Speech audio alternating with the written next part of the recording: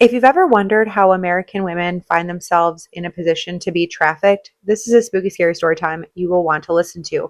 However, I do also want to offer a trigger warning due to the nature of the content in this video and how it all went down. This might be triggering if you've been through something similar, or if you just don't think that you can handle this kind of content, maybe don't watch this video. Normally, I post single stories on my short form platforms, TikTok, Instagram, things like that. But because of the nature of this one, and I didn't want to have to censor anything, I decided to put it on YouTube because I want to be able to tell this story in its full capacity as to give it all of the respect that it deserves. She wanted to share this story because she said that she wants people to know how dangerous and easy it is for an average person to slip into this kind of lifestyle and find themselves in the position that she was in. But she wanted to be called Hayls, and it all started when she was 22 and in a really bad car accident where she broke her back and fractured her neck. She was put on all kinds of pain medications, and unfortunately, for her, it became an addiction. She found herself eventually addicted to heroin. Now, she was from a very well-to-do family in a very nice area in Tennessee, and she didn't look like a drug addict. She didn't present as someone who was struggling with addiction. And so she said that most people who didn't know what to look for wouldn't think that she had a problem. She just wasn't the type of person that you would think would be a heroin addict. But eventually she did find herself homeless, and she was living off of Bell Road in Antioch, Tennessee, which if you know that area, you know that area. It's not great. And she was living behind a store in the woods off of Bell Road. She said she had a tent, she would shower at the community center, and she would eat when and where she could. Sometimes she could scrape together enough money for motel rooms, but for the most part, she was just kind of fending for herself, living in the woods. You can imagine she was tired. She was constantly on guard, having to stay vigilant, being a woman on her own at 22 years old, living on the street. And some days during this period, she would just be so tired that when she would fall asleep, she would sleep for days on end. On one day like this, she is walking through a Home Depot parking lot, which she said is crazy foreshadowing when you hear the rest of this story. When two girls pull up to her in a car and they say, "You don't look okay. Are you doing okay? Are you hungry?" And they have her get into the car and they say, "We're going to take you to get some food to eat." She is super grateful for their help, and she thinks that she can trust them because she doesn't see a man around. It's just two girls around her age. And so she gets in the car. They take her to a drive-thru. They get her some food and they say, "Do you want to come back to our hotel room and you can take a nap and shower and just feel more like yourself again?" And she says, "I would love that." So she goes back to their hotel room, and she said she took the fattest nap ever. And when she woke up, she felt a million times better. They tell her that they're going to go get some more food and they're going to go to Logan's down the street. They're like, "Do you want to go to Logan's with us? Like, we'll buy you dinner." And she's like, "Yeah, I would love to." And so they take her to Logan's. They sit her at the bar. They're all having a good time. They ask her if she wants a drink. She says, "No, I don't really drink." They're like, "Okay, no pressure." So they're all watching TV at the bar. Just she's sipping on water, eating food. And this man comes up, and he was attractive. His name was Ricky. He sits down next to her. He asks her if he can buy her a drink. She says, "No, I don't really drink." And he says, "Well, I have some Xanax bars. Do you want some of those?" And she said, "No, I don't want that," because at that point, all she wanted was heroin. And she said the combination of Xanax and heroin caused her to basically pass out. It was what she describes as a curtain call. She excuses herself to go to the bathroom, comes back, finishes her food, and the next thing she knows, she's waking up in a hotel room, but it's not the girls' hotel room. She actually looks around and doesn't recognize anything or anyone in the room, except for Ricky. He's standing in the corner of the room when she wakes up, and she instantly freaks out because she's like, "How did I get here?" She said, "I know I didn't have any money. I have no idea how I ended up in this man's hotel room." She looks on the nightstand and sees a little card for the hotel, and the address is in Texas. So they've gone from Tennessee to Texas. And as she's looking at it, the two girls from Logan's walk out of the bathroom. She starts freaking out and hyperventilating, telling them she wants to go home. And Ricky starts saying, "Oh, calm down, you're fine. I saved you. I'm actually your guardian angel." And then he tells her if she calms down, she can have some more heroin. She said, "I know it sounds horrible, but I was withdrawing at this point, so I agreed. I calmed down and he gave me a little bit." Pause to say, she said in her email, "I know this sounds insane to anyone who has never been through active addiction, but to anyone who has, you will understand why I had to take the drugs from him." He gives her some new clothes and he tells her to put them on, and they're going for a drive. And she says, "Where are we going?" And he says, "Don't worry about it. Put the clothes on, get in the car." So they're in Ricky's car by themselves, and the two girls are following in their car. She ends up falling asleep for a little while in his car. And when she wakes up, they are still driving and it's dark out. She asks Ricky, "Where are we going?" And he says, "We're going to run a couple errands. We have to go to Home Depot." He starts explaining the scam they're going to pull. And this is another reason I wanted to put this on YouTube instead of the short form platforms. Like, I knew this video would get immediately taken down for just telling people how they scammed Home Depot. But he essentially tells her that what they're going to do is she is going to go into the store with a $100 bill that he will provide. She's going to go pick up an air filter. She's going to go to the self-checkout. cover the change with the air filter, like blocking the view from the cameras. She's going to put the $100 bill in to pay for it. I assume an air filter is like $6 to $10 at various brands, various Home Depots.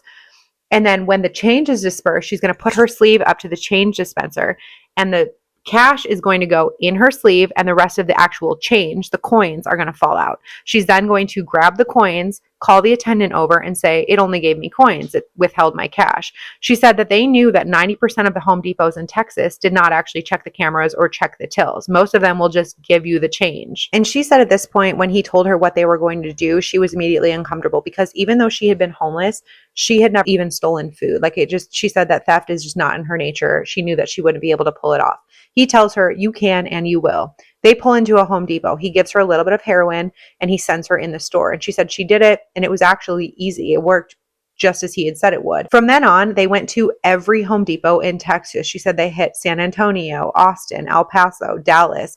They would drive all night to get to the next one. And she said on occasion, some of the stores did actually say that they had to check the till. And he had instructed her that when that happened, to give a fake name and a fake number, because I guess the policy then is that they will call you the next day when they count the till, and then you can come and pick up your refund. So anytime that she didn't get the cash, she would just give a fake name and a fake number. But they hit so many Home Depots that she actually started to think that maybe she would pocket some of this money in order to get away. But then she realized that she couldn't really do that, because anytime she told him that she was audited or that they had to do an audit on the till, he would search her, like physically search her, to make sure that she wasn't actually holding out any money on him. So it was actually really just impossible for her to hide money from him, even if she wanted to. She said the two of them would drive for hours until they hit every single Home Depot in the area. And at night, he would rent the cheapest motel rooms where she wouldn't even be able to sleep, because he would set up dates for her, if you know what I mean. They would leave the motels at checkout time and then go back to their usual scam of hitting all the Home Depots. And she said, "I know at this point, people are probably wondering,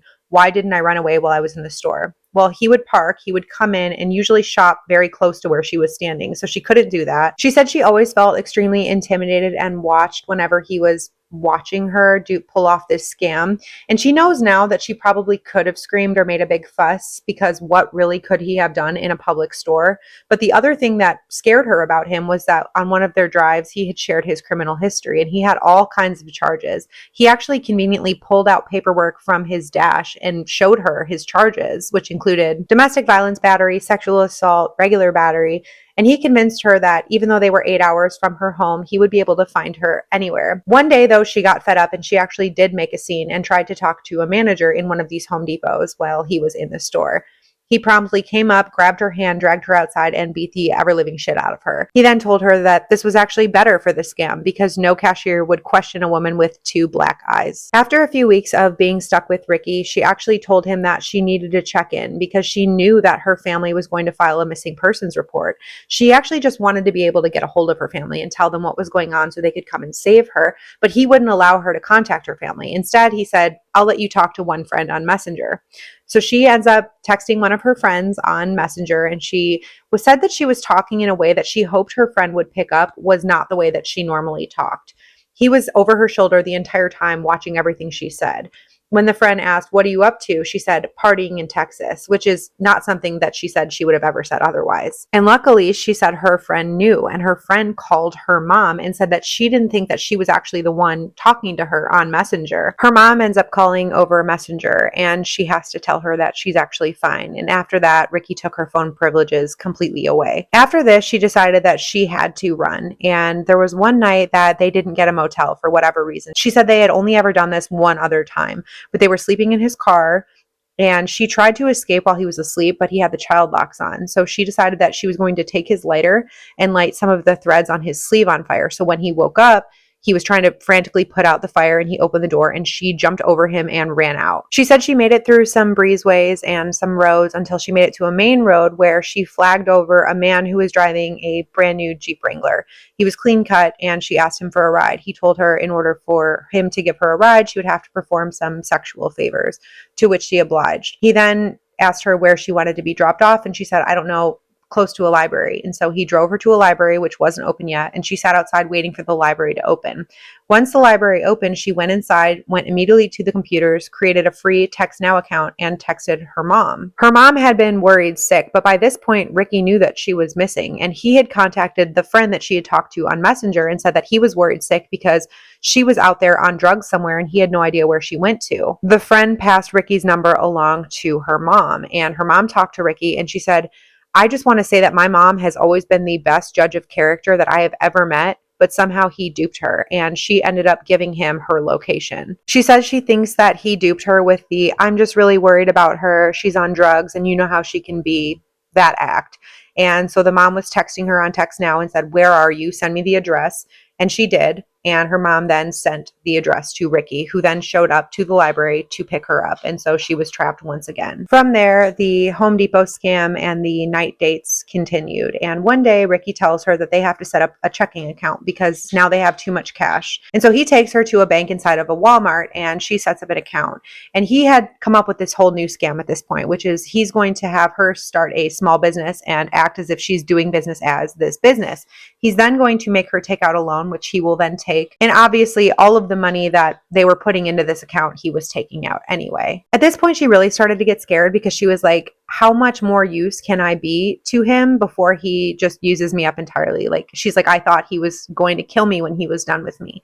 But this continues and she does what he tells her to do because she's scared of him. Soon after that, Ricky started dropping him off with some friends because he said he had places to be. So he would drop her off at these friends' houses and they would ask her certain questions like, how do you know Ricky? Or, are you guys dating or what? Come to find out, the reason these men were asking about her relationship with Ricky was because he was married with kids. And so when he would drop her off with his friends, it was so he could go home and spend time with his wife and kids. One of these men that he dropped her off with one day actually seemed like a good person. And so she decided she was going to open up and tell him what Ricky was really doing. She tells this man what's going on, and this man said he was absolutely shocked and he could tell something was off about Ricky, and he tells her she needs to get away from Ricky as soon as she possibly can. But as they're having the conversation, Ricky pulls up. He brings her to a motel and he says he has to leave again, but he actually takes the phone from the motel with him, like off the receiver, puts it in his pocket, leaves her alone in the motel. He tells her, don't even think about running because I'm just going to get food down the street. There's a drive-through like 4 minutes away. I'll be back in 8 minutes. I will find you if you run. So he leaves, but apparently the friend that she had confided in told him her plans, and he was back at the motel room door within a minute after leaving. He then grabbed her, dragged her to his car and said, we're going to the bank. You're going to withdraw all your money and you're going to give it to me. She said, I knew that this bank trip was my last chance because I was becoming more trouble to him than I was worth. So they get to the bank, and luckily Ricky was not the type of person who could just turn off his anger to play a part. And so they get to the bank, they're waiting in line. The teller calls them up and she says, what's your PIN? And she says, I can't remember. And Ricky steps up and he says, this dumbass bitch forgot her PIN. She wants to withdraw all her money and close her account.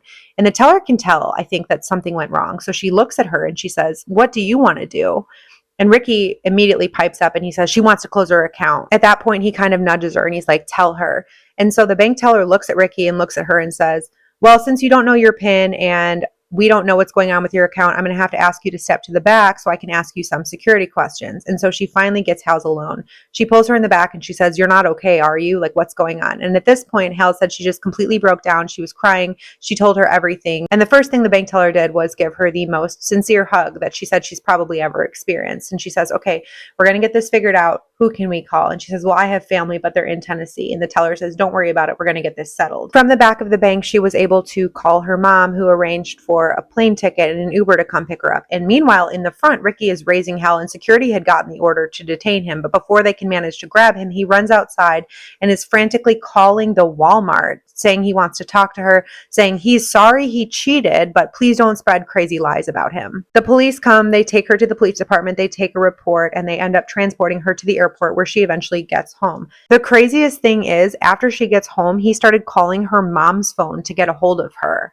The mom and her friend end up going off on him on the phone, and his phone was disconnected shortly thereafter. There was never any follow-up from the police department, and she says, to this day, I cannot believe that happened to me. That's Hayls' story. I told her I am so sorry for all of the trauma that she went through. I cannot imagine the strength it took to even retell that. But also everybody in the story pretty much failed her, like Ricky's friend, those two girls, the friend that called the mom even though she eventually did help her and get her back. Hayls, thank you so much for sharing this story. I hope it helps someone understand at least what some people are going through and how they find themselves there. And also, I hope this story serves as a reminder to not judge other people, because you never know how someone got to where they are or what they're possibly going through. So be kind. If you have a spooky, scary story time, I would love to read it. I'm sure the listeners here would love to hear it. This is a place of no judgment, and I always try to tell these stories in the most respectful way possible. So if you have a story, please feel free to submit it on my website, dogoodstaybad.com. I will see you guys next time. Thank you for listening.